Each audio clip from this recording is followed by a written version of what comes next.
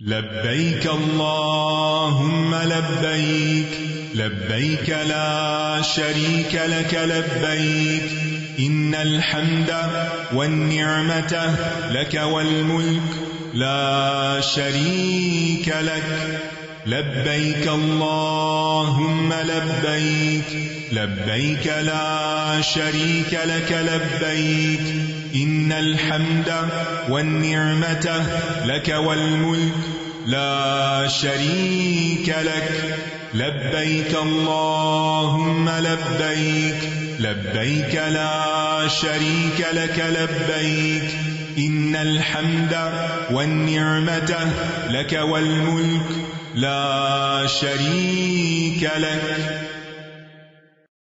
السلام علیکم ورحمۃ اللہ وبرکاتہ، نحمده ونصلی علی رسولہ الکریم، اما بعد فاعوذ باللہ من الشیطان الرجیم، بسم اللہ الرحمن الرحیم، رب اشرح لی صدری ویسر لی امری واحلل عقدۃ من لسانی یفقہوا قولی۔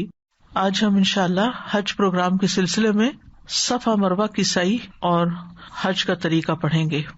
صفا مروہ کے بارے میں سورۃ البقرہ میں اللہ سبحانہ وتعالیٰ کا ارشاد ہے، ان الصفا والمروة من شعائر اللہ فمن حج البيت او اعتمر فلا جناح عليه ان يطوف بهما ومن تطوع خيرا فإن اللہ شاکر علیم۔ بے شک صفا اور مروہ اللہ کی نشانیوں میں سے ہیں، تو جو کوئی اس گھر کا حج کرے یا عمرہ کرے تو اس پر کوئی گناہ نہیں کہ دونوں کا خوب طواف کرے، اور جو کوئی خوشی سے کوئی نیکی کرے تو بے شک اللہ قدردان ہے، سب کچھ جاننے والا ہے۔ صفا اور مروہ مکہ میں دو پہاڑیاں ہیں۔ صفا جبل ابو قبیس کا حصہ ہے، یعنی ایک بڑا پہاڑ ہے ابو قبیس، اس کا ایک حصہ ہے۔ تو جبل ابی قبیس کے اطراف کا علاقہ جو ہے وہ صفا کہلاتا ہے، اور مروہ بھی ایک بڑے پہاڑ کا حصہ ہے جسے جبل قعیقعان کہا جاتا ہے، قاف عین یا قاف عین الف قعیقعان۔ تو یہ دونوں پہاڑ جبل ابی قبیس اور جبل قعیقعان دونوں مکہ کے پہاڑ ہیں۔ آپ کو یاد ہوگا کہ جب اہل مکہ نے نبی صلی اللہ علیہ وسلم سے ان کی نبوت کی نشانی طلب کی تو آپ صلی اللہ علیہ وسلم نے اللہ تعالیٰ سے دعا کی، تو آپ کے لیے آپ کی انگلی کے اشارے سے چاند دو ٹکڑے ہو گیا، اور جبل ابی قبیس ان دو ٹکڑوں کے درمیان تھا، یعنی چاند کا ایک ٹکڑا اس کے دائیں جانب اور ایک ٹکڑا بائیں جانب ہو گیا۔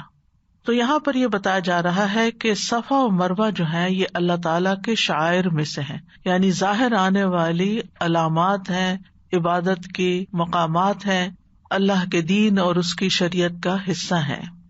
یعنی صفا مروہ جو ہیں یہ ویسے تو پہاڑیاں ہیں، لیکن ان کے درمیان جو سعی کی جاتی ہے وہ ایک عبادت ہے۔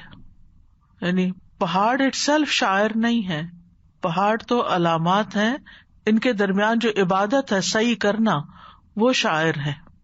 ان دونوں کے درمیان سعی کرنا یعنی صفا اور مروہ کے درمیان سعی کرنا، دوڑنا، ابراہیم علیہ السلام کے زمانے سے ہی حج اور عمرہ کے مناسک میں شامل ہے۔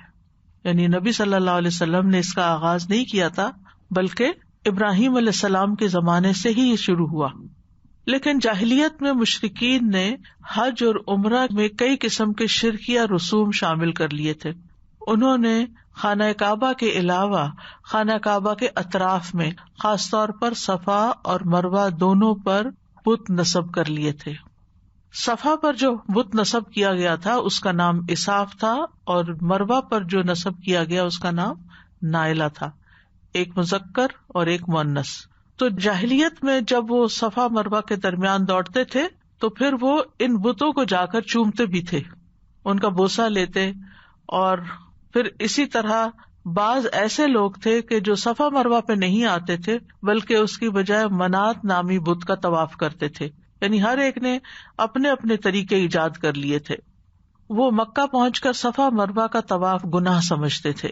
تو یہی وجہ تھی کہ مسلمانوں کے دل میں کھٹکنے لگا کہ کیا صفا مروا کے درمیان سعی حج کا حصہ بھی ہے یا نہیں. کیا یہ مشرکانہ دور کی ایجاد ہے یا یہ اصل شاعر میں سے ہے، یعنی حج کا حصہ ہے.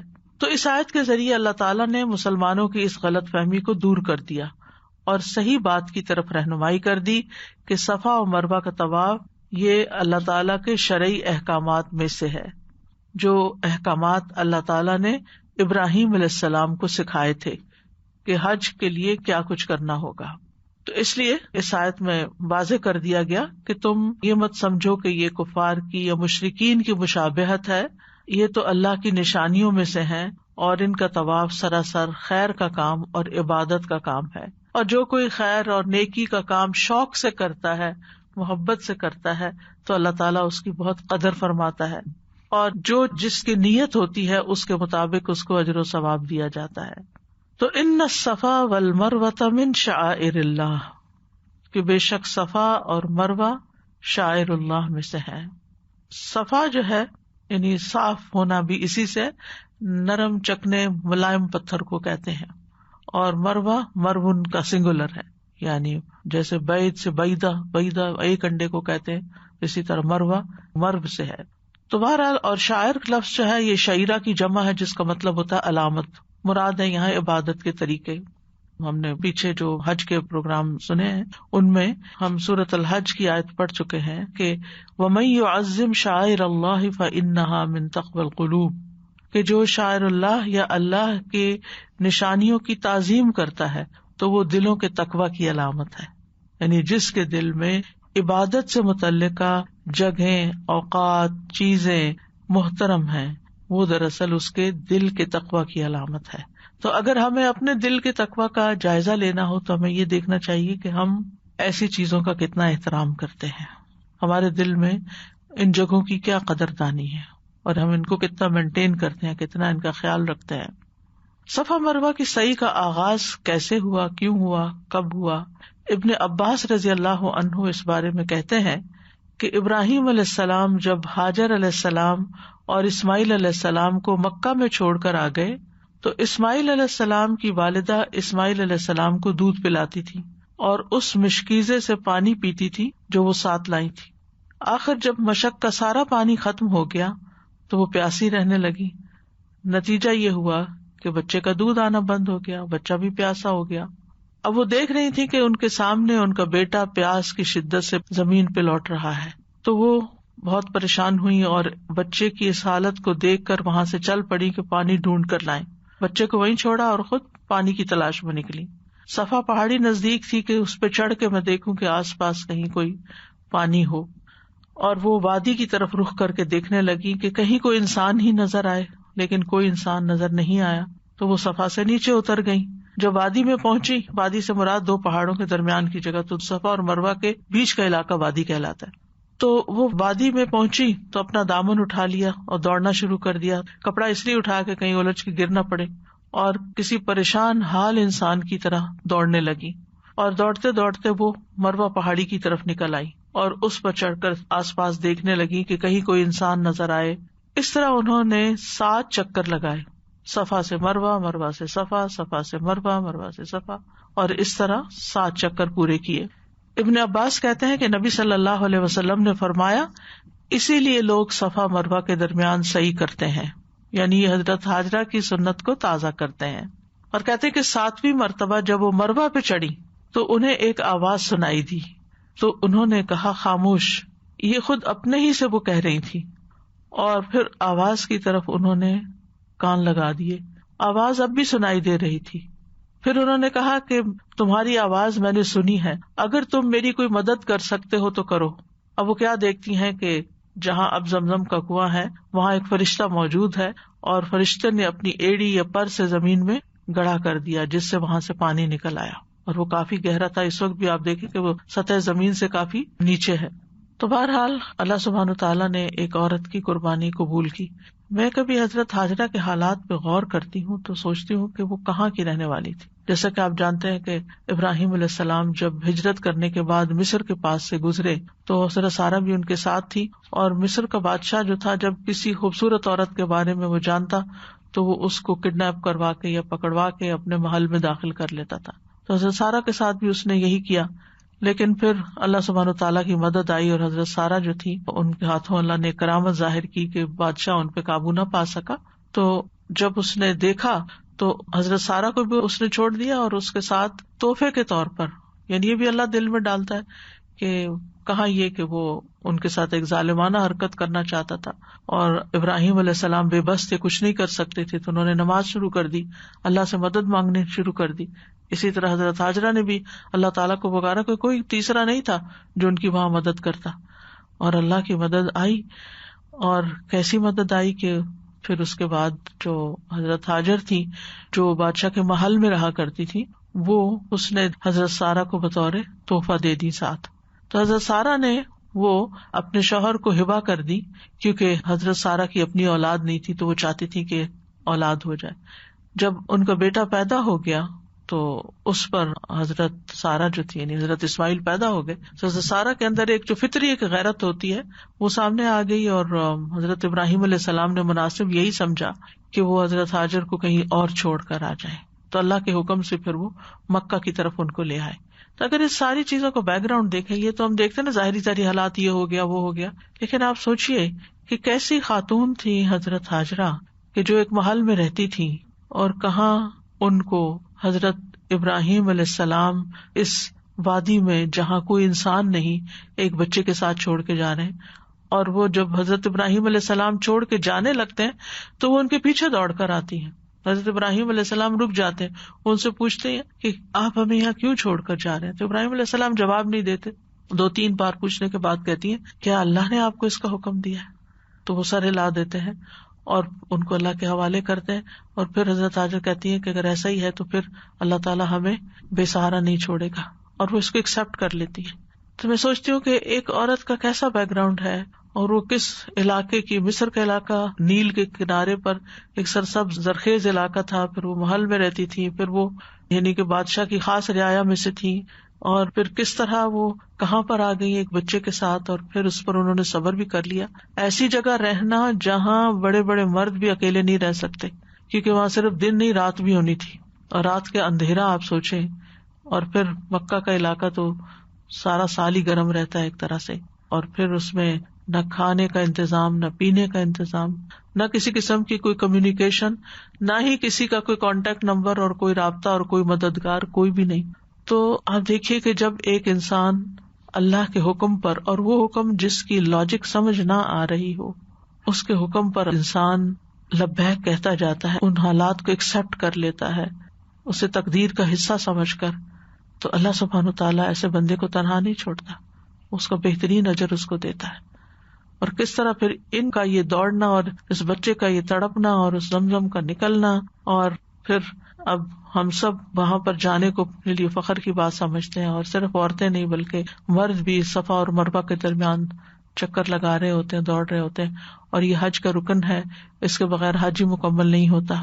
اور یہ کوئی معمولی بات نہیں ہے کہ ایک عورت کی قربانی کو اس طرح قبول کیا جائے.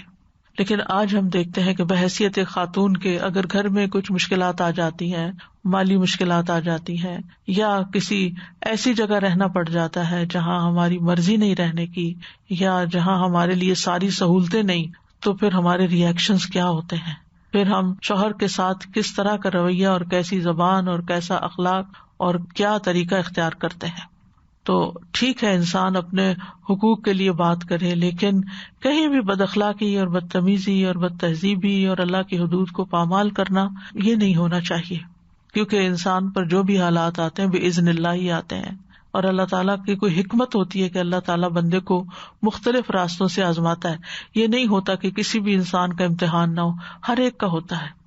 اور حضرت ہاجر جو ہیں وہ تاریخ کا ایک آئیکن ہے، ایک ایسی خاتون ہے کہ جن کی مثال دی جاتی ہے. فرمایا فمن حج البیت او اعتمر، تو جو کوئی بیت اللہ کا حج کرے یا عمرہ کرے. حجہ کا مطلب ہوتا ہے ارادہ کرنا، قصد کرنا، مراد یہ ہے کہ خانہ کعبہ کی طرف جانے کا ارادہ کر کے مخصوص افعال ادا کرے. حج جس کو کہتے ہیں. ابے تمرا کا لفظ عمرہ سے ہے. عمرہ کا معنی ملاقات کا بھی ہے اور زیارہ کا بھی ہے، یعنی زیارت بھی اس کو کہتے ہیں. یعنی شریعت میں حج کے علاوہ بیت اللہ کی زیارت اور طواف اور سعی کو عمرہ کہا جاتا ہے. اور بیت اللہ کا قصد حج کیوں کہلایا؟ کیونکہ انسان جب جاتا ہے تو پہلا کام عمرے میں کیا کرتا ہے؟ طواف. حج کے مناسک ادا کرنے کے بعد پھر واپس طواف، اور آخری کام نکلنے سے پہلے پھر طواف. تو سب سے زیادہ جو عبادت حج اور عمرے میں کی جاتی ہے وہ بیت اللہ کا طواف ہی. اور ویسے بھی عام دنوں میں بھی باقی کوئی صفا مروہ کی سعی نہیں کی جاتی یا مناسک ادا نہیں کیے جاتے، لیکن حج کے اور عمرے کے علاوہ بھی طواف سب سے زیادہ کیا جاتا ہے. تو حاجی کو بھی حاجی اس لیے کہتے ہیں کہ وہ بار بار تکرار کے ساتھ ارادہ کرتا ہے بیت اللہ کی طرف آنے کا. فلا جناح علیہ ان یطوف بہما، تو اس پر کوئی گناہ نہیں، کوئی حرج کی بات نہیں کہ وہ ان دونوں یعنی صفا مروہ کا طواف کرے. گناہ کی نفی کیوں کی گئی کہ گناہ نہیں؟ کیونکہ مشرکین صفا مروہ کی سعی کو گناہ سمجھتے تھے، اور اس کے علاوہ انصار میں سے بھی کچھ لوگ جب حج کے لیے آئے تو ان کو یہ پریشانی ہوئی کہ یہاں بت رکھے ہوئے تھے اور یہ مشرکین کا طریقہ تھا صحیح کرنا، تو کہیں ایسا تو نہیں کہ ہم کوئی گناہ کا کام کریں، تو اس کی نفی کر دی گئی. یہ تو ابراہیم علیہ السلام کی سنت ہے، حضرت ہاجرہ کی سنت ہے، اس لیے اس میں کوئی گناہ کی بات نہیں. اور یطوف بہما، یطوف اصل میں تھا یتطوف، کہ ان دونوں کا خوب طواف کرے. بہما مراد ہے ان دونوں کے درمیان صحیح کرنا. طواف کا یہ مطلب نہیں کہ آپ صفا پہاڑی کے باہر سے گھوم کے اور پھر مروہ کے باہر سے گھوم کر آئیں، نہیں، ان دونوں کے درمیان. بیت اللہ میں کیا ہوتا ہے کہ بیت اللہ شریف بیچ میں ہوتا ہے اور آپ 7 چکر لگاتے ہیں، اور جہاں سے چکر شروع کرتے ہیں حجر اسود سے وہاں تک پہنچ کے ایک چکر مکمل ہوتا ہے. جبکہ صفا مروہ میں آپ صفا سے شروع کر کے مروہ تک ایک چکر پورا کر لیتے ہیں.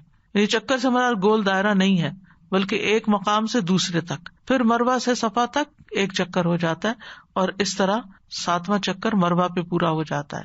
اب تو یہ ہے کہ پہاڑیوں کے بہت چھوٹے چھوٹے حصے رہ گئے ہیں، باقی سا تعمیر میں بھی آ گیا، تو وہاں تک پہنچا جاتا ہے. اس پہ چڑھنا یا اس کو چھونا اس کی ضرورت نہیں. جیسے بیت اللہ کے طواف میں ہم دیکھتے ہیں کہ آپ حجر اسود کو چھوتے ہیں یا اس کو بوسہ دیتے ہیں، یا پھر جو رکن یمانی ہے اس کو آپ ہاتھ لگاتے ہیں. تو یہاں کسی چیز کو ہاتھ نہیں لگانا ہوتا، یہاں پر بس ان دو کے درمیان میں گھومنا اور کچھ اذکار کرنے ہوتے، دعائیں پڑھنی ہوتی ہیں جن کا آگے میں ذکر کروں گی. ایک اور اہم بات یہ یاد رکھنی چاہیے کہ حج اور عمرہ کرنے والے کے لیے صفا و مروہ کی سعی کرنا فرض ہے، یعنی اس کے ارکان میں سے ہے.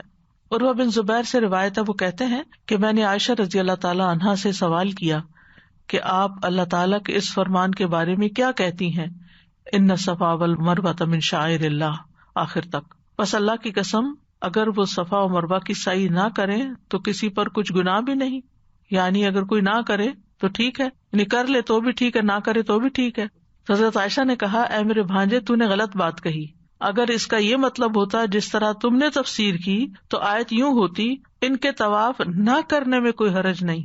دراصل یہ آیت انصار کے بارے میں نازل ہوئی، وہ اسلام لانے سے پہلے منات کے لیے احرام باندھتے تھے جس کی وہ مقام مشلل کے قریب عبادت کرتے تھے. یعنی مشلل ایک جگہ کا نام ہے جہاں منات کا بت تھا، تو وہ وہاں جاتے تھے اور اس کا طواف کرتے تھے. اس لیے ان میں سے جو شخص احرام باندھتا ہے تو وہ صفا و مروہ کے درمیان سعی کرنا گناہ سمجھتا ہے. جب یہ لوگ مسلمان ہوئے تو انہوں نے رسول اللہ صلی اللہ علیہ وسلم سے اس کے بارے میں دریافت کیا اور کہا کہ اے اللہ کے رسول، بے شک ہم لوگ تو صفا و مروہ کے درمیان سعی کو گناہ سمجھتے تھے. اس پر اللہ تعالیٰ نے یہ آیت نازل کی کہ یہ گناہ کی بات نہیں ہے، یعنی یہ طواف کرنا چاہیے. حضرت عائشہ نے فرمایا کہ رسول اللہ صلی اللہ علیہ وسلم نے تو صفا و مروہ کی سعی کو جاری فرمایا ہے، اس لیے اب کوئی ان دونوں کی سعی کو ترک نہیں کر سکتا. اسی بنا پر علماء کہتے ہیں کہ صفا و مروہ کی سعی جو ہے یہ ارکان حج میں سے ہے یا ارکان عمرہ میں سے ہے.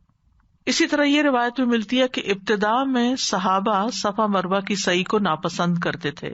عاصم کہتے ہیں، میں نے انس بن مالک سے پوچھا، کیا آپ لوگ صفا مروہ کے درمیان سعی کو ناپسند کرتے تھے؟ انہوں نے فرمایا، ہاں، کیونکہ یہ دور جاہلیت کا شعار تھا، یہاں تک کہ اللہ نے یہ آیت نازل فرما دی، ان الصفا والمروہ من شعائر اللہ فمن حج البیت او اعتمر فلا جناح علیہ ان یطوف بہما. اس کے بعد فرمایا ومن تطوع خیرا، اور جو کوئی خوشی سے کوئی نیکی کا کام کرے، اپنے دل کی خوشی سے نیکی کرے. اور خیرن تنوین ہے اس پر، یعنی بڑے بڑے کام کرے تعظیم کے لیے، یعنی جو جتنے زیادہ اطاعت کے کام کرے، جو جتنی زیادہ بڑی نیکی کرے تو اس کو اتنا ہی زیادہ فائدہ ہوگا. آپ 2 نفل پڑھیں تو 2 نفل کا ثواب ہوگا، 4 پڑھیں تو 4 کا ثواب ہوگا. جیسے صبح اشراق کے وقت یا چاشت کے وقت آپ نفل پڑھتے ہیں تو بعض کا 2 پڑھ کے اٹھ جاتے ہیں اور بعض کا کہتے ہیں نہیں 4 پڑھ لیں. تو جو جتنی نیکی کرے گا اتنا ہی ثواب کمائے گا. فَهُوَ خَيْرٌ لَهُ، وہ اسی کے حق میں بہتر ہے.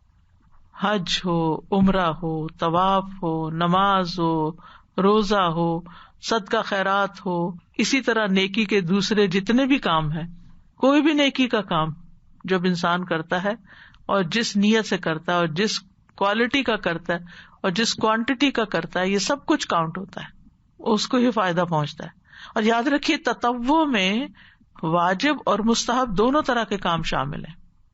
یعنی جو چیزیں ہم پر واجب ہیں، لازم ہیں یا فرض کہہ لیں، ان کو بھی خوشی سے کرنا چاہیے اور صرف اس کو کر کے کافی نہیں سمجھنا چاہیے. جیسے بعض لوگ فرض نماز پڑھتے اٹھ کے مصلی چھوڑ دیتے ہیں، باقی کچھ نہیں پڑھتے، نہ سنت نہ نفل.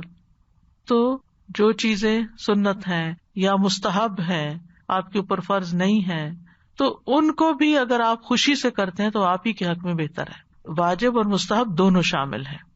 یعنی تطوع کو صرف نفل عبادات کے ساتھ مخصوص کرنا یہ فقہی اصطلاح ہے، لیکن قرآن میں یہاں تطوع کا لفظ صرف نفلی عبادت کے لیے نہیں آیا بلکہ ہر طرح کی عبادت کے لیے عام ہے. یہ کیونکہ فرائض اور نوافل کی ادائیگی اللہ کا قرب اور اس کی محبت پانے کا ذریعہ ہے. صحیح بخاری کی ایک حدیث ہے، ابو ہریرہ روایت کرتے ہیں رسول اللہ صلی اللہ علیہ وسلم نے فرمایا، یقیناً اللہ تعالیٰ فرماتا ہے فرائض کی ادائیگی سے زیادہ بندہ کسی چیز سے میرا قرب حاصل نہیں کرتا. یعنی سب سے زیادہ بندہ جو اللہ کے قریب ہوتا ہے وہ اپنا فرض پورا کر کے، اور بندہ مسلسل نوافل کے ذریعے میرا قرب حاصل کرتا رہتا ہے، یعنی مزید قرب چاہتا ہے، یہاں تک کہ میں اس سے محبت کرنے لگ جاتا ہوں. تو نوافل اللہ کی محبت حاصل کرنے کا ذریعہ ہے. اگر ہم چاہتے ہیں کہ اللہ ہم سے محبت کرے تو پھر نوافل کی طرف توجہ کرنی چاہیے. پھر جب میں اس سے محبت کرنے لگتا ہوں تو اس کا کان بن جاتا ہوں جس سے وہ سنتا ہے، یعنی سن کر وہ فلٹر کر سکتا ہے، سن کر وہ عمل کی قوت اپنے اندر پاتا ہے. اس کی آنکھ بن جاتا ہوں جس سے وہ دیکھتا ہے، یعنی اس کو خیر کے کام نظر آنے لگتے ہیں، یعنی اللہ کی خاص تائید حاصل ہو جاتی ہے. اس کا ہاتھ بن جاتا ہوں جس سے وہ پکڑتی ہے، فزیکل سینس میں نہیں، مراد تائید ہے. اس کا پاؤں بن جاتا ہوں جس سے وہ چلتا ہے، یعنی پھر وہ خیر کے کاموں کی طرف نکل پڑتا ہے. اور اگر وہ مجھ سے کچھ مانگتا ہے تو میں اسے ضرور دیتا ہوں، اور اگر وہ مجھ سے پناہ مانگتا ہے تو میں اسے پناہ دے دیتا ہوں. تو یہ پھر انسان فرائض کے علاوہ جب نوافل ادا کرتا ہے تو اللہ تعالی کا قرب پاتا ہے، اللہ کی محبت پاتا ہے. تو اس لیے ومن تطوع خیرا فہو خیر اللہ. تو یاد رکھیے جن چیزوں سے اللہ کا قرب حاصل ہوتا ہے، اگر انہی کاموں کو انسان چھوڑ دیتا ہے تو اتنی ہی زیادہ اللہ کی ناراضگی بھی حاصل ہوتی ہے. ٹھیک ہے نا؟ مثلاً طواف کرنا بہت اجر و ثواب کا کام ہے، حج کرنا، عمرہ کرنا، یہ سب، اور شاعر اللہ کی تعظیم انسان کے حق میں بہتر. لیکن اسی کے برعکس وَمَن يُرِدْ بِإِلْحَادٍ بِظُلْمٍ، جو وہاں جا کے الحاد کا ارادہ کرتا ہے، ظلم کا ارادہ کرتا ہے، نُذِقْهُ مِنْ عَذَابٍ أَلِيمٍ، تو اتنا ہی دردناک عذاب بھی ملتا ہے انسان کو. یعنی جو چیز آپ کو اللہ کے قریب کرتی ہے، اگر آپ اس کو چھوڑ دیتے ہیں تو وہ آپ کو اللہ سبحانہ وتعالیٰ کی ناراضگی کی طرف لے جاتی ہے. اس لیے اس کا بھی ضرور خیال رکھنا چاہیے. تو فمن تطوع خیرا فإن اللہ شاکر علیم، اللہ یقینی طور پر بڑا ہی قدردان، خوب علم رکھنے والا ہے. یعنی اللہ سبحانہ وتعالیٰ انسان کے عمل کی قدر بھی کرتا ہے اور انسان کے ارادے اور کام کی کوالٹی کو بھی جانتا ہے. علیم، وہ تھوڑے عمل کی بھی زیادہ قدردانی کرتا ہے اور تھوڑے عمل پر زیادہ ثواب دیتا ہے. آپ قرآن مجید کا ایک حرف پڑھتے ہیں تو وہ بادشاہ کائنات آپ کو 10 نیکیاں دے دیتا ہے. اور اگر آپ مخصوص جگہوں پہ اور مخصوص راتوں میں اور جیسے نماز کے اندر مخصوص اوقات میں پڑھتے ہیں تو اور بھی اجر بڑھ جاتا ہے, ملٹی پلائی ہو جاتا ہے. یعنی قدردان وہ ہوتا ہے جو کسی کی چھوٹی سی ایفرٹ کو بھی اپریشیٹ کرے. ہم تو اللہ تعالیٰ کا حق ادا کر ہی نہیں سکتے جتنی نعمتیں اس نے ہمیں دے رکھی ہیں, اور سب سے بڑی نعمت اسلام کی دے رکھی ہے, تو شکر ہی ادا نہیں کر سکتے. کبھی انسان کسی کو کسی شرک کے کام میں دیکھتا ہے, کوئی قبر پہ سجدہ کر رہا ہے یا کوئی بتوں کے آگے سجدہ ریز ہے یا ان کے آگے اپنا مال رکھ رہا ہے, تو اس وقت تو اور بھی زیادہ قدر آتی ہے کہ اگر ہم ایسے کسی ماحول میں پیدا ہو جاتے اور ہمیں یہی سکھایا جاتا تو ہم کہاں سے مسلمان ہوتے.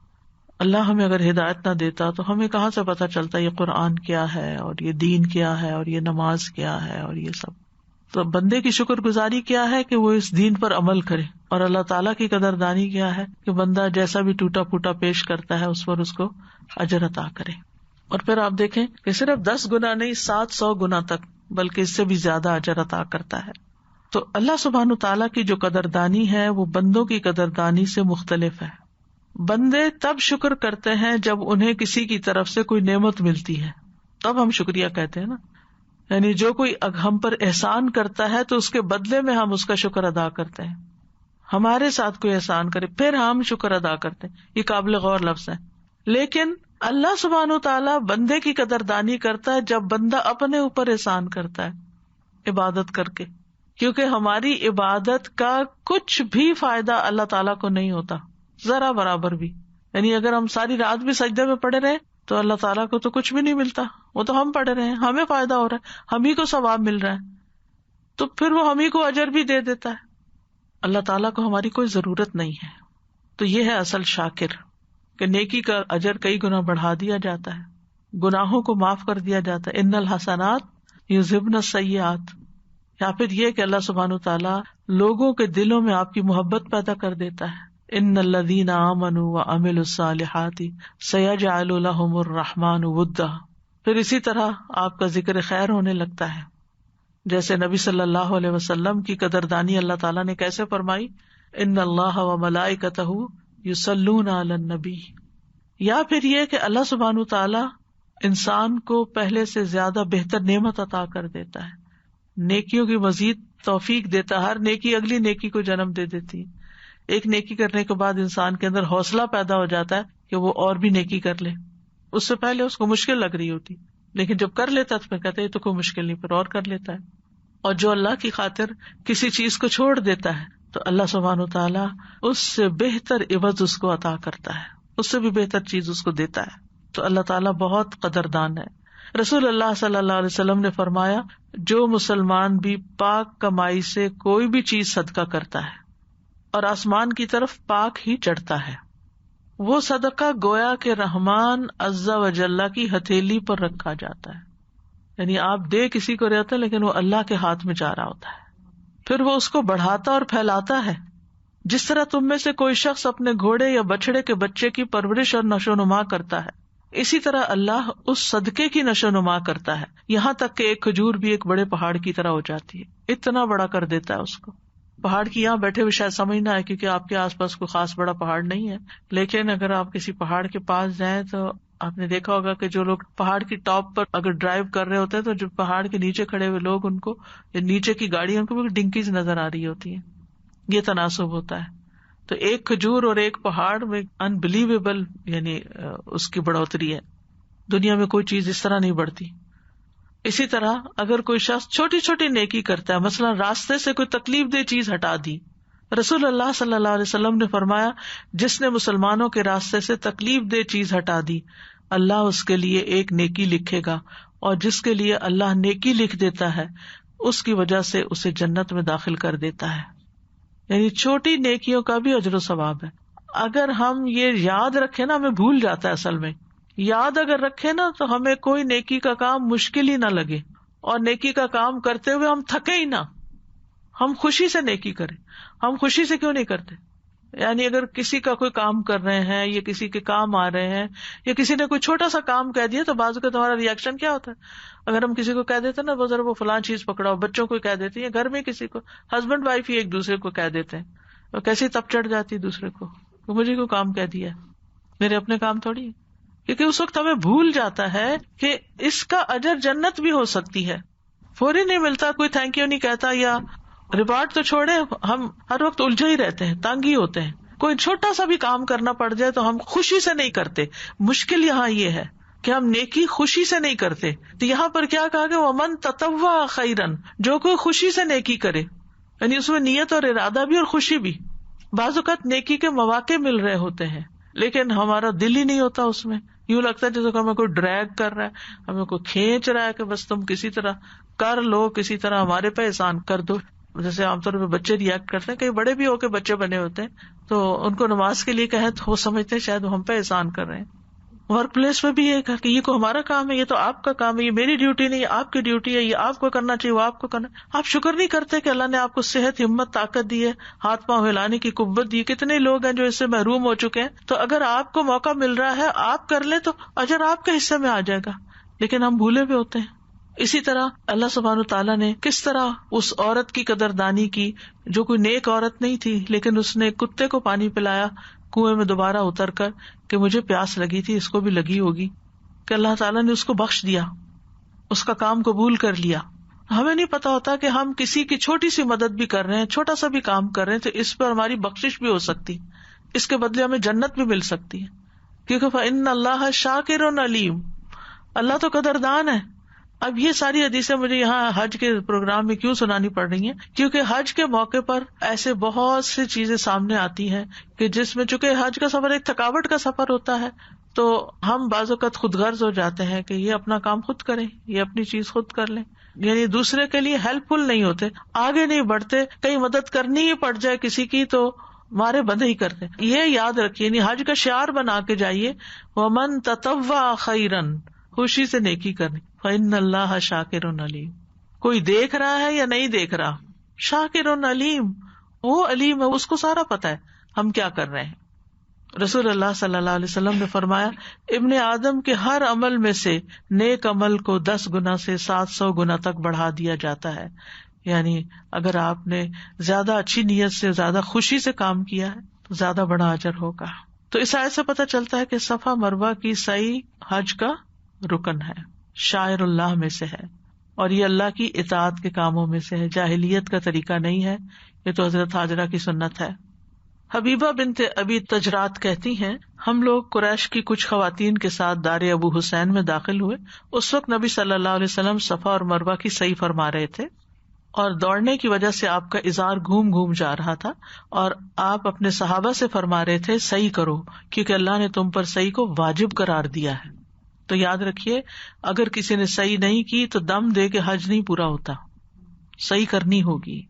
کیونکہ علماء کا اس پہ اختلاف ہوا اور بعض نے یہ بھی کہا کہ دم دے کے تو کام پورا ہو سکتا نہیں. جب نبی صلی اللہ علیہ وسلم نے فرما دیا کہ صحیح کرو، اللہ نے اسے واجب قرار دیا ہے تو پھر کرنی ہی ہوگی.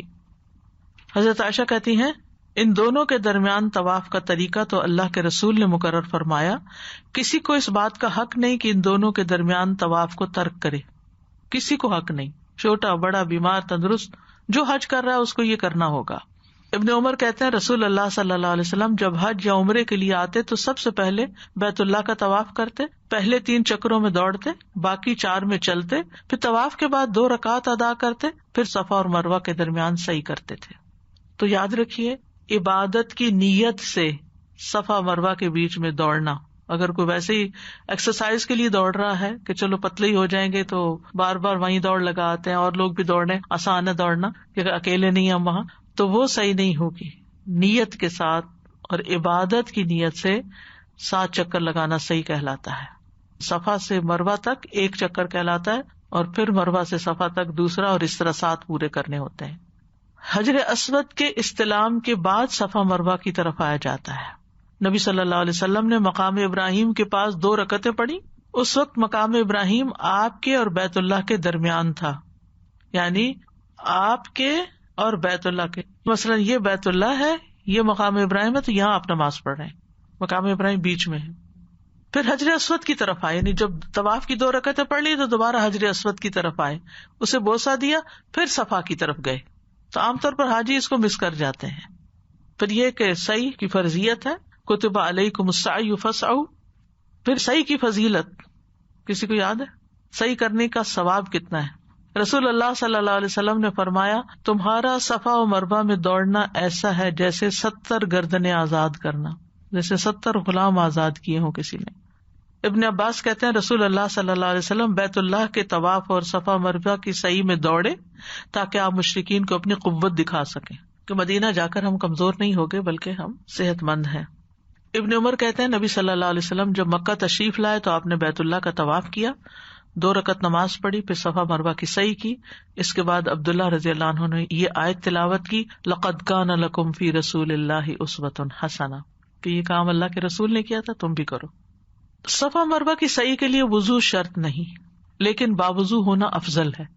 حضرت عائشہ فرماتی ہے کہ ہم نبی صلی اللہ علیہ وسلم کے ساتھ حج کے لیے نکلے، ہماری زبانوں پر حج کے علاوہ اور کوئی ذکر ہی نہ تھا.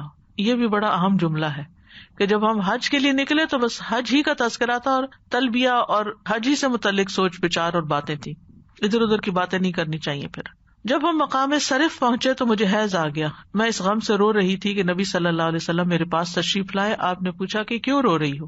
میں نے کہا کاش میں اس سال حج کا ارادہ ہی نہ کرتی. آپ نے فرمایا شاید تمہیں حیض آ گیا ہے. میں نے کہا جی ہاں. آپ نے فرمایا یہ چیز تو اللہ نے آدم کی بیٹیوں کے لیے مقرر کر دی ہے، اس لیے جب تک تم پاک نہ ہو جاؤ بیت اللہ کے طواف کے علاوہ حاجیوں کی طرح تمام کام انجام دو.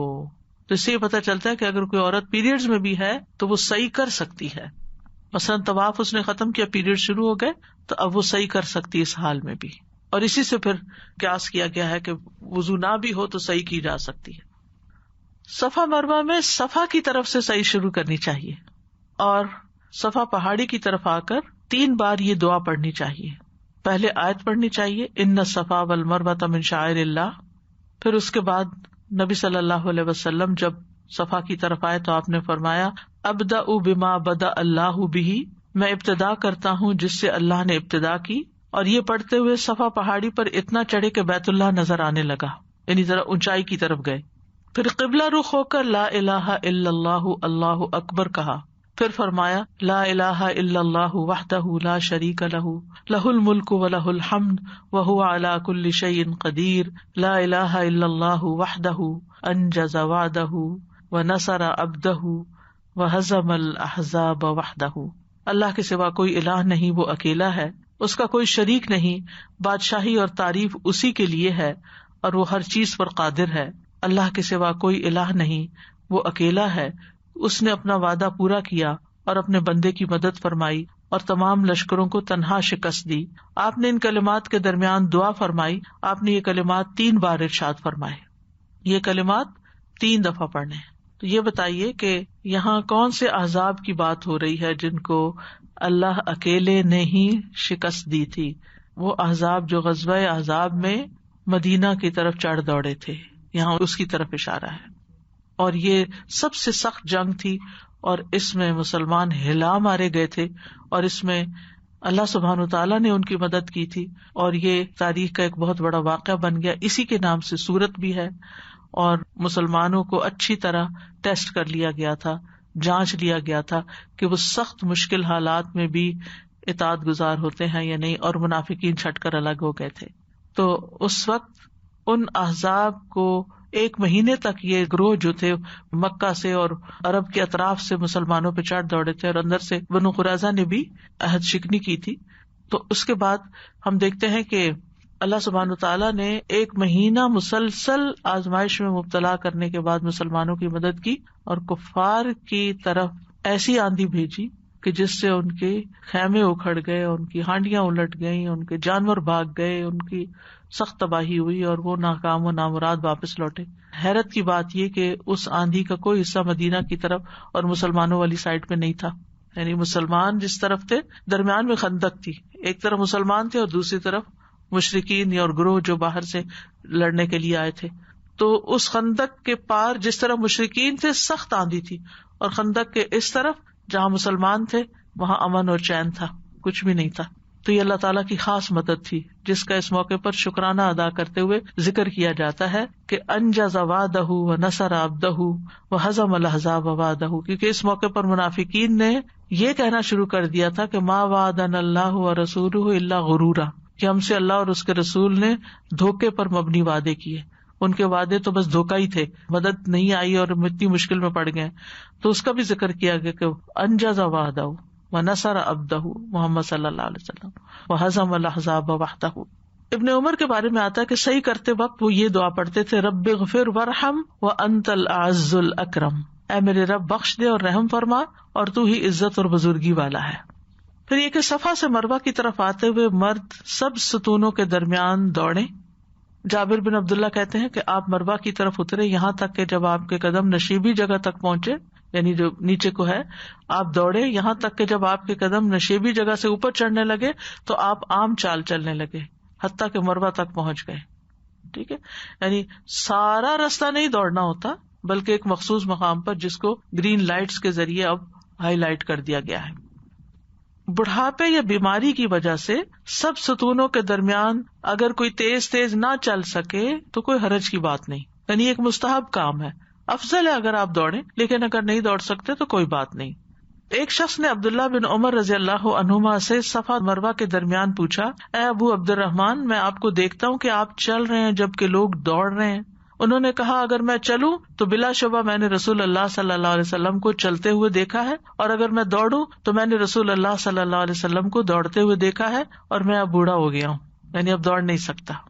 خواتین کو دوڑنا نہیں، اپنی معمول کی چال چلنا ہے تاکہ ان کے سطر کا خیال رہے. ہاں تیز رفتار سے چل سکتی ہیں لیکن عام چال سے چلنا ہی بہتر ہے.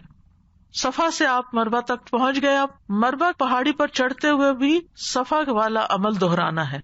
جابر بن عبداللہ کہتے ہیں کہ نبی صلی اللہ علیہ وسلم مروہ پہاڑی پر چڑھے تو جو آپ نے صفا پر کیا تھا مروہ پر بھی وہی کیا. کیا کیا تھا؟ لا الہ الا اللہ وحدہ لا شریک لہ کا ذکر کیا. اب صفا سے مروہ اور مروہ سے صفا کے بیچ میں چلتے ہوئے کیا پڑھیں؟ کیا کوئی خاص مخصوص ذکر ہے؟ نہیں، آپ جو چاہیں دعائیں مانگیں، جو چاہیں ذکر کریں، جو چاہیں قرآن پڑھیں، فالتو باتوں سے گریز کریں. رسول اللہ صلی اللہ علیہ وسلم نے فرمایا، بیت اللہ کا طواف، صفا مروہ کی سعی، جمرات کو کنکریاں مارنا، یہ سب اللہ کا ذکر قائم کرنے کے لیے ہے. یعنی یہ جو مناسک پہ آپ جاتے ہیں تو اصل مقصد ہے اللہ کو یاد کرنا، تو اس لیے اسی پر فوکس کرنا چاہیے. یاد رہے کہ آخری چکر پر مروہ پر کھڑے ہو کر دعائیں کرنا مسنون نہیں، کیونکہ صحیح مکمل ہو گئی. کسی شرعی عذر کی بنا پر سواری پر سوار ہو کر بھی صحیح کر سکتے ہیں. اگرچہ طواف اور صفا مروہ کی صحیح پیدل چل کر کرنا افضل ہے سوار ہونے سے، لیکن اگر کوئی شخص نہ چل سکتا ہو تو وہ سوار ہو کر بھی کر سکتا ہے. اور اس میں کوئی بری بات نہیں ہے، کیونکہ نبی صلی اللہ علیہ وسلم کے صحابہ نے پیدل چل کر طواف کیا، اور نبی صلی اللہ علیہ وسلم نے حجۃ الوداع کے علاوہ پیدل چل کر طواف کیا، لیکن آپ نے ایک موقع پر اپنی سواری پر سوار ہو کر بیت اللہ کا طواف بھی کیا. ٹھیک ہے، یہ صحیح مسلم کی روایت ہے. جابر رضی اللہ عنہ ہی روایت کرتے ہیں. عذر میں بڑھاپا بھی ہو سکتا ہے، بیماری بھی ہو سکتی ہے، جسم کا بھاری پن بھی ہو سکتا ہے کہ جس میں انسان کے لیے چلنا مشکل ہو. ام سلمہ کہتی ہیں کہ میں نے رسول اللہ صلی اللہ علیہ وسلم کو حجۃ الوداع میں اپنی بیماری کا بتایا. میں نے کہا میں پیدل طواف نہیں کر سکتی، تو آپ نے فرمایا لوگوں کے پیچھے رہ کر سوار ہو کر طواف کر لو. اس سے یہ پتہ چلتا ہے کہ پھر اگر آپ سواری پر ہیں تو سواریاں الگ ہوں، بیچ بیچ میں نہ گھسیں کیونکہ لوگوں کو تکلیف ہوتی ہے، اور خصوصاً ویل چیئر والے بہت خیال کریں، کیونکہ احرام کی حالت میں اور حرم کے اندر تو کسی بلی کو، کسی جانور کو، کسی پودے کو، کسی چیز کو آپ تکلیف نہیں دے سکتے، تو کہاں یہ کہ انسانوں کو آپ ویل چیئر ماریں. اور صرف بے صبرے پن اور ناسمجھی اور بغیر دیکھے جو لوگ چلاتے ہیں وہ مارتے چلے جاتے ہیں، اور بعض لوگ زخمی ہو جاتے ہیں، بعض لوگوں کے اسپرین ہو جاتے ہیں. تو اس لیے بہت ہی احتیاط کرنی چاہیے. اور خصوصاً جو بیٹھا ہوا ہے ویل چیئر پر، وہ بیٹھنے سے پہلے چلانے والے کو انسٹرکشنز دے کہ خیال کرو. دوران صحیح نماز کا وقت آ جائے تو پہلے نماز ادا کی جائے گی، کیونکہ جماعت ہوتی ہے نا حرم میں. یعنی جماعت چھوڑ کر اپنی صحیح کرتے رہنا درست نہیں، الا یہ کہ آپ کی فلائٹ نکل رہی ہے اور آپ کے لیے کچھ مشکل ہو. طواف کے بعد اگر صحیح کرنے میں کچھ تاخیر ہو جائے تو کوئی حرج نہیں. مثلاً آپ نے صبح کے وقت طواف کیا، آپ بہت تھک گئے، اب آپ بیچ میں تھوڑا ریسٹ کر کے پھر صحیح شروع کرنا چاہتے ہیں، کوئی حرج نہیں، وہیں بیٹھ جائیں. اگر کھانا کھانا ہے آپ کو کھانا کھا لیں، یعنی کوئی بھی چیز ہو. عطا اور حسن بصری پہلے پہر طواف کر کے پچھلے پہر صفا مربع کی صحیح کرنے میں کوئی حرج محسوس نہیں کرتے تھے، یعنی لمبا گیپ بھی ہو سکتا ہے. دوران صحیح کی فضیلت کو ذہن میں رکھیں کہ کتنا اجر و ثواب کا کام ہے. ایک ایک قدم اللہ کے راستے میں اٹھ رہا ہے. دنیا کی گفتگو نہ کریں، اللہ کے ذکر کی کثرت کریں. بعض لوگ صفا مروا پر دعائیں کیے بغیر گزر جاتے ہیں، یعنی وہ مخصوص ذکر تو کرنا ہی ہے، اس کے علاوہ اس وقت دعا بھی مانگے، راستہ چلتے پہ بھی مانگے، صفا پہ بھی مانگے، مروا پہ بھی، لیکن آخری جب ختم کرے تو اس وقت کوئی مخصوص دعا نہیں ہے. اب سوال یہ پیدا ہوتا ہے کہ حاجی پر کتنی دفعہ صحیح کرنا واجب ہے؟ حج تمتع کرنے والا 2 دفعہ صحیح کرے گا، ایک جب وہ آئے گا اور عمرہ کرے گا تو عمرے کی صحیح ہوگی، دوسرے منا عرفات میں حج کے مناسک ادا کرنے کے بعد جب طواف افاضہ کرے گا تو اس وقت دوبارہ صحیح کرے گا. لیکن حج قران والا ایک ہی صحیح کرے گا کیونکہ اس نے حج اور عمرے کو اکٹھا کر لیا ہے، اور حج افراد کرنے والا بھی ایک ہی صحیح کرے گا جو قربانی کے دن طواف زیارت کے بعد کی جائے گی. ٹھیک، یعنی حج افراد کرنے والا جیسے مکہ داخل ہوا ہے یا مکہ کے اندر ہی ہے، چاہے تو طواف قدوم کر لے، پھر چلا جائے مناسک ادا کرنے، واپس آ کر طواف افاضہ کرے اور اس کے ساتھ ساتھ صحیح کر لے. حضرت عائشہ رضی اللہ عنہا سے روایت ہے کہ وہ صرف کے مقام پر حائضہ ہو گئی اور عرفہ کے دن حیض سے پاک ہوئی، تو رسول اللہ صلی اللہ علیہ وسلم نے ان سے فرمایا کہ صفا اور مروہ کا طواف تمہارے حج اور تمہارے عمرے کی طرف سے کفایت کر جائے گا، کیونکہ انہوں نے پھر تمتع کی نیت کس سے بدل لی؟ قران سے، کیونکہ اب کو تمتع کا تو وقت نکل گیا تھا نا، پہلا عمرہ ان کا عمرہ فسخ ہو گیا تھا، پیریڈ شروع ہو گئے تھے، تو انہوں نے پھر صرف حج کی صحیح کی تھی، ان کو دوبارہ عمرہ کرنے کی ضرورت نہیں تھی. لیکن ان کی خواہش تھی کہ باقی لوگ حج اور عمرہ 2 چیزیں کر کے لوٹ رہے ہیں اور میں نے ایک ہی چیز کی ہے، تو اس خواہش کی وجہ سے نبی صلی اللہ علیہ وسلم نے ان کو دوبارہ عمرہ کروا دیا تھا. لیکن اگر وہ نہ کرتی تو بھی ان کا حج مکمل ہو چکا تھا. کہنے لگی یا رسول اللہ یرجع الناس بعمرۃ وحجۃ وارجع وانا بحجۃ، حج قران اور حج افراد کرنے والوں کی ایک ہی صحیح ہے. جابر کہتے ہیں کہ نبی صلی اللہ علیہ وسلم اور ان کے اصحاب نے صفا اور مروہ کے درمیان ایک ہی طواف کیا تھا جو ان کا پہلا طواف تھا. عام دنوں میں خانہ کعبہ کا طواف تو کیا جاتا ہے، لیکن حج اور عمرے کے علاوہ صحیح نہیں کی جاتی. صحیح کے اختتام پر حلق یا قصر، بال منڈوانا یا کتروانا، اب اس کا وقت آ جاتا ہے. تو حج تمتع کرنے والے صحیح کے بعد اپنے بال منڈوائیں گے یا کتروائیں گے. ابن عباس کہتے ہیں نبی صلی اللہ علیہ وسلم مکہ تشریف لائے تو آپ نے اپنے اصحاب کو یہ حکم دیا کہ بیت اللہ کا طواف اور صفا مروہ کی صحیح کرنے کے بعد احرام کھول دیں، پھر سر منڈوا لیں یا بال کتروا لیں. مردوں کے لیے بال کتروانے سے زیادہ بال منڈوانا زیادہ افضل ہے. ابو ہریرہ کہتے ہیں کہ نبی صلی اللہ علیہ وسلم نے دعا فرمائی، اے اللہ سر منڈوانے والوں کی مغفرت فرما. صحابہ نے عرض کیا اور کتروانے والوں کے لیے بھی؟ آپ نے پھر فرمایا اے اللہ سر منڈوانے والوں کی مغفرت فرما. پھر صحابہ نے عرض کیا اور کتروانے والوں کی. تیسری مرتبہ آپ نے فرمایا اور کتروانے والوں کی بھی مغفرت فرما. عورتوں کے لیے جائز نہیں کہ وہ سر کے بال منڈوائیں، لہٰذا وہ صرف بال کترائیں گی. جہاں تک بال کو تروانے کا تعلق ہے تو ضروری نہیں کہ سارے سر سے تھوڑے تھوڑے کر کے ٹرم کیے جائیں، کسی ایک جگہ سے بھی بال کاٹے جا سکتے ہیں. مروا کے پاس وہ ایک جگہ ہے، وہاں پر کھڑے ہو کے کر لیتے ہیں، وہ ایک طرف ہو کے کر سکتے ہیں، اور اگر آپ واپس آ کرنا چاہیں تو واپس آ کے اپنے ہوٹل میں کر لیں، وہ زیادہ ایزی ہے. شرط یہ کہ بھول نہ جائیں، کیونکہ کچھ لوگ واپس آ کے پھر تھکے ہوئے ہوتے ہیں، ایک دم سو جاتے ہیں یا کچھ. تو حج تمتع کرنے والوں کا عمرہ مکمل ہو گیا اور اب وہ احرام کھول دیتے. یہاں تک ابھی تک عمرے کی ساری باتیں ہو رہی تھی، یعنی حج کا سفر شروع ہو چکا ہے، حج تمتع جس میں پہلے عمرہ ہوتا ہے اور عمرے کا یہ سارا طریقہ آپ کو بتایا گیا. عمرے کے 3 ارکان ہیں یا 4، اس میں علماء میں اختلاف ہے. بعض کہتے ہیں 3 ارکان ہیں، بعض کہتے ہیں 4 ارکان ہیں. 3 والے کیا سمجھتے ہیں کہ نیت اور طواف اور سعی، اور 4 والے حلق اور قصر کو بھی اس میں شامل کر لیتے ہیں. سازا جی جو آپ نے بتایا کہ حجر اسود کے استلام کے بعد صفا کی طرف جایا جاتا ہے جب صحیح شروع کرنی ہے، تو اس وقت اگر جیسے آپ نے کہا کہ زیادہ تر لوگ یہ مس کرتے ہیں، اگر کسی نے نہیں کیا ہوا تو اس کے لیے پھر کیا ہے؟ بس یہ کہ ایک مستحب عمل تھا جو مس ہو گیا، مستحب عمل جو نہیں کر سکے. اوکے. اگر کوئی یہ بھول ہی جاتا، جیسے آپ نے ابھی کہا کہ ہوٹل میں چلے جاتے ہیں تو پھر بھول جاتے ہیں، یہ لٹرلی کوئی بھول گیا 2 دن تک اس کو یاد ہی نہیں رہا کہ بھی میں نے کاٹے ہی نہیں بال، پھر تو احرام ہی کی حالت میں ہے، اگر اس نے کوئی احرام کی خلاف ورزی کی ہے تو اس کا دم دے ہوگا. یہ ابھی آسیہ جو کہ کوشچن کا میں نے پوچھنا تھا، یہ بس سعی کی طرف جاتے ہوئے یا ہر طواف کے اینڈ میں آخر میں استلام؟ طواف کے اختتام پر تو صرف اللہ اکبر کہہ کے ختم کر دیں گے، پھر زمزم پیئیں، پھر اس کے بعد نفل پڑھیں یا نفل پڑھ کے زمزم پیئیں، دونوں طرح جائز ہے، اور پھر جب صفا کی طرف جانے لگے تو پھر استلام کریں. کسی کا بینیفٹ ہو، کسی نے ریسنٹلی مجھ سے پوچھا، اب جیسے ارلی سٹیج آف پریگننسی ہے اور ان کے لیے اب حج کا اتفاق ہے کہ ان کا نکل آیا، تو وہ ریکمینڈیشن پوچھ رہے تھے کہ ڈیلے کریں یا چلے جائیں. تو ظاہر ہے کہ جا بھی سکتے ہیں، اب اتنی پرسن ٹو پرسن ویری کر رہی ہوتی ہے چیز، تو ایسے میں کیا اپنے آپ کو پہچانے آپ کتنی برداشت کر سکتے ہیں. حضرت اسما بنت امیس کے بارے میں آتا ہے کہ ذوالحلیفہ پہ ان کا بچہ پیدا ہوا تھا، یعنی فل ٹرم تھی پھر بھی چلی گئی. تو آپ کے اپنے اوپر ہے کہ آپ کی ہمت کیا ہے، آپ کی پریگنینسی کیسے ہوتی ہے. کچھ خواتین کو کچھ بھی نہیں ہوتا، وہ سب کام آخر تک کرتی رہتی. جیسے ان کی فرسٹ ہے اور ان کو دونوں سائڈ کے پیرنٹس ذرا ڈسکریج کر رہے تھے. اصل میں لوگ ذرا زیادہ کرتے ہیں، تو دیکھیں جس روح نے آنا ہے نا اس کو کوئی نہیں روک سکتا، اور حج کا موقع پتہ نہیں پھر کب ملتا ہے. اور ارلی پریگنینسی میں تو کوئی بوجھ بھی نہیں ہوتا. انسان اگر بہت زیادہ سکنس وغیرہ نہیں ہے تو کوئی حرج نہیں. انہیں اپنی طبیعت کو پہچاننا چاہیے، لوگوں کی باتوں پہ نہیں جانا چاہیے.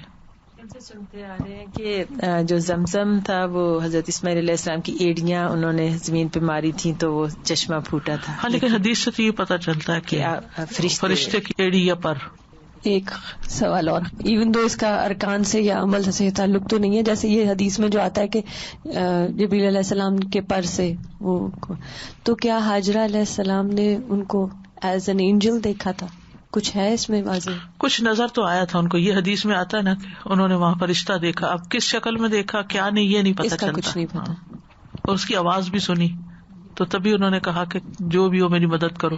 یہ جو ابھی آج خیر کی بات ہوئی کہ فمن تطوع خیرن، تو الحمدللہ اتنے موقع ملتے ہیں وہاں پر، لیکن کئی لوگ بالکل درگزر ہی کر جاتے ہیں ان کو چیزوں کو. جیسے بہت سارے لوگ بیچاروں کو پتہ ہی نہیں ہوتا کہ ساتھ لے کے کیا جانا ہے. کچھ چیزیں ہوتی ہیں جو کہ ہمارے پاس ہوتی ہیں، آپ نے احتیاطاً رکھی ہوتی. چھوٹی سی چیز ہے جیسے ویزلین ہے، ویزلین کا اکثر وہاں پہ بہت زیادہ ضرورت پڑتی ہے. ڈرائنس ہے، موسم میں کچھ نہ کچھ ہوتا ہے، تو لوگ اتنے وہ اسٹنجی ہو جاتے ہیں کہ یہ ہم نے یوز کی ہے تو ہم کسی کو کیسے دے سکتے ہیں. تو اس طرح کی چھوٹی چھوٹی چیزیں اگر آپ ایکسٹرا بھی رکھ لیتے ہیں تو کسی کے اور کے بھی کام آ جاتی ہیں. تو یہ چھوٹی چھوٹی نیکیاں جو ہم سوچ کے اگر پہلے سامان باندھتے وقت سوچیں تو بہت کچھ ہے جو کہ آپ گھر سے ہی نیکیوں کا اہتمام، کسی اور کے بھی کام آ سکتے، یہ نیت میں رکھے انسان. اور حرم میں ہی جن لوگوں کو چیئرز پہ بیٹھنے کی مجبوری ہوتی ہے وہ زمین پہ بیٹھ کے نہیں عبادت کر سکتے، تو ان کے ساتھ چیئرز ہوتی ہیں. تو ایسا بھی دیکھا گیا کہ کچھ لوگ دوسروں کی چیئرز پل کر کے، بندہ نماز پڑھ رہا ہے اسے جب بیٹھنا ہے تو وہ گئے. بعض اوقات بچے کھیل رہے ہوتے ہیں اور نمازی کے، میں نے خود دیکھا کہ کسی کے پیچھے سے چیئر پل کر لی انہوں نے اور وہ گر گئی.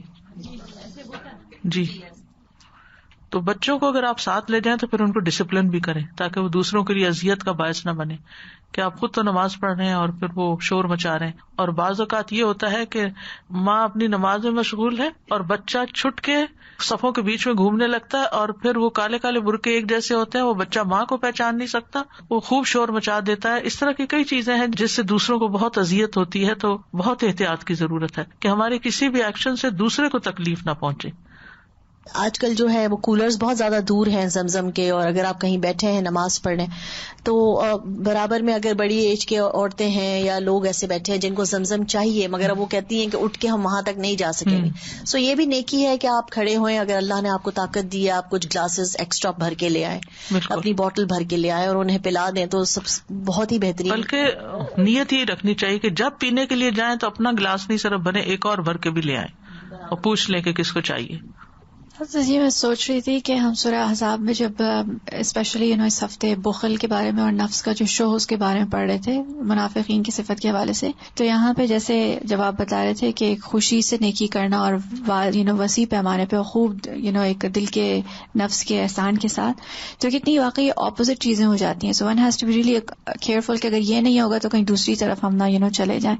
And I think one thing about Hajar علیہ السلام، ان کے بارے میں سوچ رہی تھی کہ جب کبھی ان کے بارے میں سوچو تو اتنی فیسنیشن ہوتی ہے کہ وہ گیو اپ ہی نہیں کرتی. لائک ان کو تو نہیں پتا تھا کہ 7 چکر کے بعد ایسا کچھ ہو ہی جائے گا. She keeps on going and then ان کو ڈر بھی نہیں لگتا کہ وہ اکیلی ہیں, اور she just keeps on striving. And مجھے آئی تھنک سب سے بڑی بات یہ لگتی ہے کہ وہ بدگمان نہیں ہوتی. سبحان اللہ, ان کا اللہ تعالیٰ کے بارے میں کیسا اچھا حسن ظن ہے کہ وہ she tries and she has this توکل اینڈ ریلائنس آن اللہ سبحانہ تعالیٰ. اللہ تعالیٰ ہمیں یہ توفیق دیں کہ کیسے بھی حالات ہو ہمارا گمان ہمیشہ. سوچتی ہوں کہ اس محل میں کتنی خواتین ہوگی, اللہ نے ان کو کس بنا پہ چنا ہوگا. اللہ دلوں کے حال جانتا ہے نا کہ کس کو کس جگہ رکھنا ہے.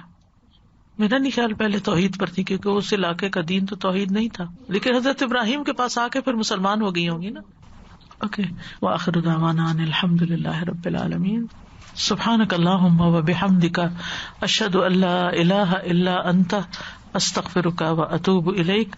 السلام علیکم ورحمۃ اللہ وبرکاتہ.